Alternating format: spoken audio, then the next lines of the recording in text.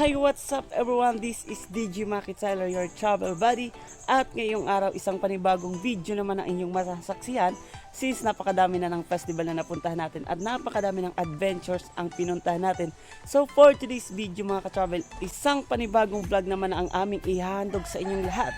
Syempre mga ka-travel, punta naman tayo sa ating food vlog. Siyempre mga ka-travel, ang Bicol region ay kilalang kilala sa napakadaming mga kakanin na gawa mismo dito sa atin sa Bicol region.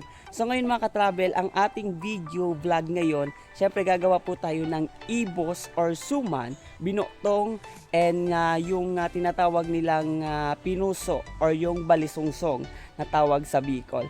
So ipapakita namin mga ka-travel kung paano nga ba gawin ang mga kakanin na ating kinakain na minsan nabibili po natin sa mga sa palengke. At syempre mga ka-travel, ang mga kakanin na ito ay popular na hinahanda minsan gaya ng fiesta, wedding, and also pag Christmas, and syempre hinahanda din po to pag New Year kasi ito yung mga malalagkit na kakanin. Syempre pag New Year, yung tradisyon natin is kailangan yung mga hinihanda natin is yung mga malalagkit.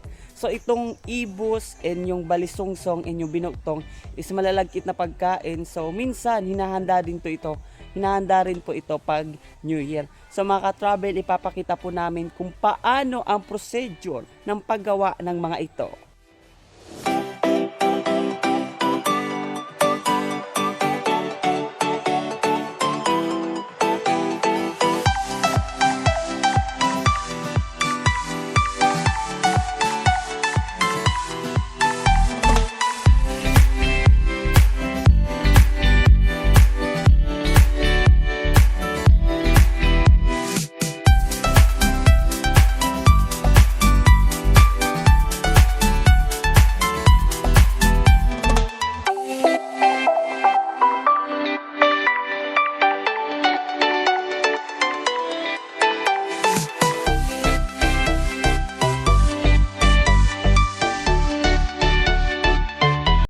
Siyempre mga ka-travel, support po natin ang mga local business na mga gumagawa po ng mga kanin, lalong-lalo na po sa ating mga kababayan dito sa Bicol region.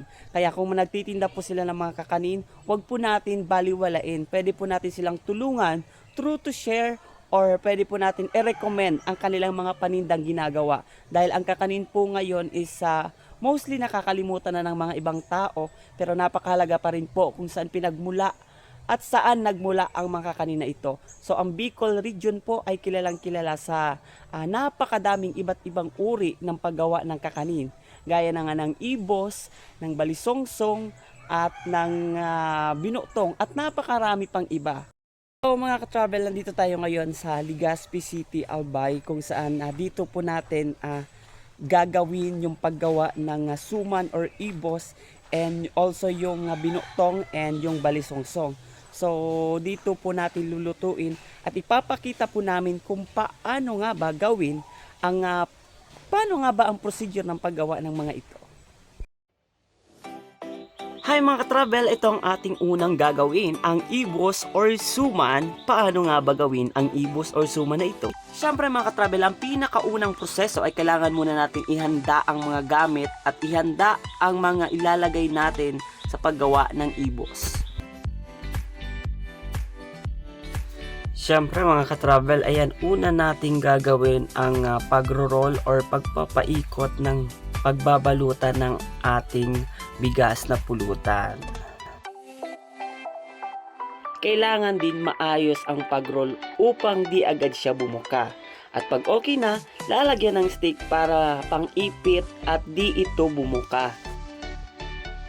So alright mga ka-travel, ayan, tuloy-tuloy pa rin ang ating paggawa. Himay-himay lang syempre. Sa paggawa ng ganito, kailangan talaga meron kang mahabang pasyensya at mahabang tiyaga. Kasi kung wala kang tiyaga, hindi mo matatapos ang iyong ginagawa.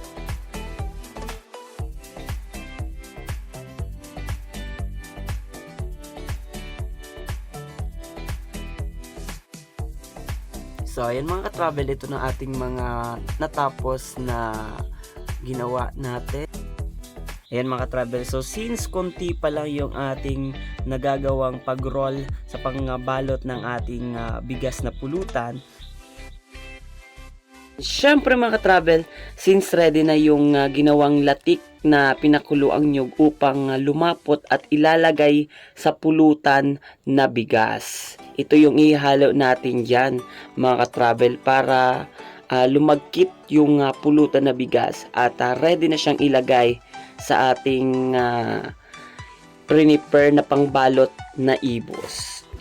Syempre mga travel, i-mix natin para tumimbang yung pinakuloang nating latik. Ayan, so kailangan natin i-mix lang ng i-mix hanggang sa makikita natin na pag okay na yung timbang niya, pwede na yan at pwede na tayo magsimula magbalot ng ating ibos.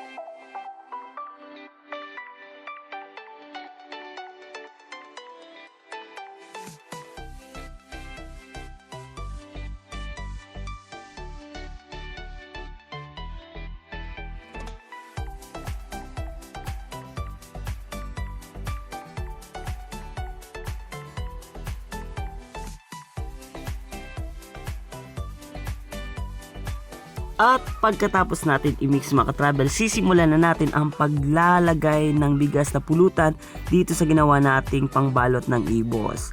Ayan, so lalagyan na natin at syempre pagkatapos mga ka-travel, pagkatapos nating maglagay, syempre tatalian natin siya para hindi siya bumuka at pag natalian na natin, okay na siya.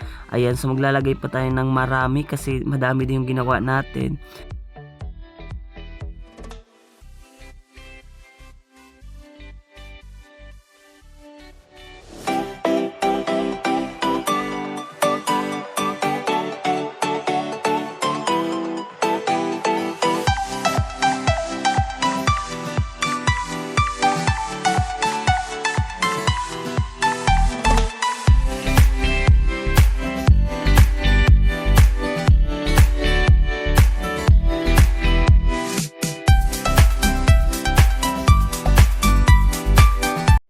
Siyempre mga ka-travel, sa paggawa ng ibos or suman, basic lang naman and nakaka-enjoy din pala siya gawin.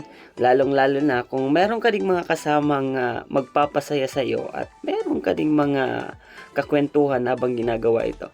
Kasi kung ginagawa mo tong parang hindi ka masaya sa ginagawa mo, syempre mahihirapan ka. Kaya dapat mga ka-travel, ang lahat ng bagay na ginagawa natin, minsan gawin din nating maging masaya or bigyan din natin ng ngiti para mas masarap yung ating ihahain.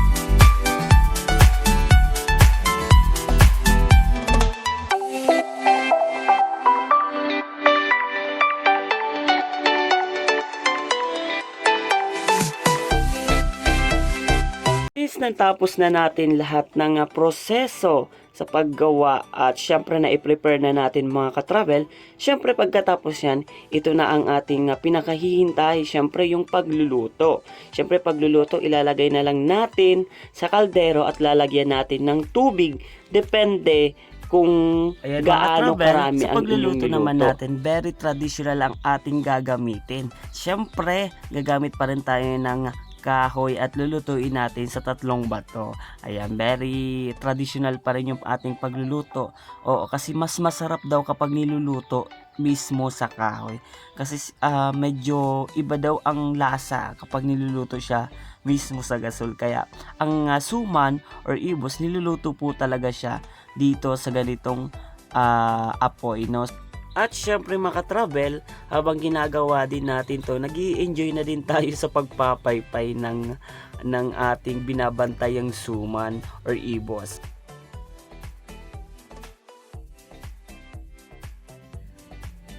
Ayan nga mga travel, makalipas ang 1 oras, ayan, kumukulo na siya at nakikita natin parang luto na.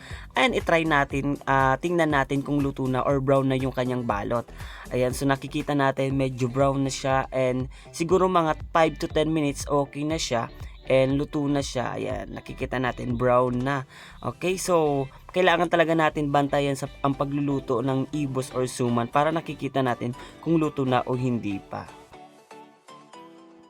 At syempre mga ka-travel, makalipas ang 1 oras na paggawa ng ating ibos or suman, heto na ang ating ibos or suman na gawa dito sa Barangay Buyuan, Legazpi City, Albay. Kikita natin ang ibos na naluto natin. Ayan, so tama lang yung ating pagpapakulo. Medyo hindi naman siya matigas pa or hindi naman siya gaanong lumambot na. So tamang-tama lang yung ating pagpapakulo ng ibos. So perfect. Ayan, masarap na kainin at masarap kainin lalong-lalo na sa breakfast, merienda at kung saan nababagay pwede nating kainin. So representing ang ating ibos or suman dito sa Travel to Bicol. Syempre mga ka-travel, alam ko nasarapan kayo sa ating food vlog ngayong araw. Syempre kung gusto mo rin matikman, pwede na rin kayo gumawa sa inyong mga bahay. Pwede rin to pang negosyo kung gusto mo. Syempre mga ka-travel, maraming salamat sa panonood at magkita-kita tayo ulit sa ating part 2. Paano naman ang paggawa ng binutong? Syempre yung ating mga kakanin, yan muna yung ating mga i-vlog ngayon dito sa ating Facebook page, Travel to Bicol. Once again, this is DJ Maki Tyler, your travel buddy. Magkita-kita tayo sa ating part 2 sa paggawa ng binutong.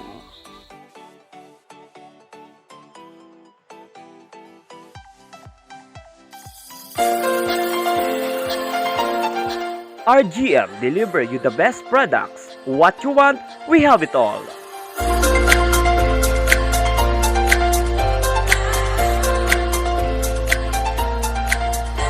RA The Flower Express. Express your love across the miles.